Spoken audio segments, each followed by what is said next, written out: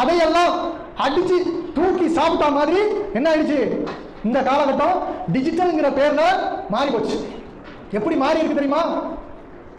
பெரிய திரையில் இருந்து தொடங்கி சின்ன திரை, கடைசியில குட்டி திரை கையில வந்துருச்சு. இதுதான் இப்ப உள்ள கலாச்சாரம். இந்த கலாச்சாரங்கள் இப்படி ஆனதுக்கு அப்புறம் மனிதனுடைய வாழ்க்கை மாறி போச்சுங்க. அப்ப மனிதன் என்ன பண்றான், அந்த பிள்ளைகளை வளர்க்கும் விதத்தில் கவனக்குறைவா போயிடுறாங்க. அந்த கவனக்குறைவா போறதுல உதாரணமா சில பேரை சொல்லலாம். நம்ம சமுதாய மக்களே, உதாரணமா சில பேர்கள் இந்த கேடுகட்ட அந்த அனாச்சாரங்கள்ல மூழ்கி போனவர்களா இரட்டை சகோதரிகள் நீங்க பார்த்திருக்கலாம். ரொம்ப ஃபேமஸ் ஆனாங்க. எப்படி இருந்தாங்க, டிக்டாக் அப்படின்னு சொல்லிட்டு இறங்கி நடு ரோட்டுல குத்து டான்ஸ் ஆடி அது மூலியமா பிரபலமாகி டிவி என்ற சின்ன திரையில் வந்து இன்னைக்கு கேடுகட்ட பெரிய திரையில் காலை வைக்கும் அளவுக்கு அனாச்சாரங்களில் மூழ்கி விட்டார்கள். இது எப்படி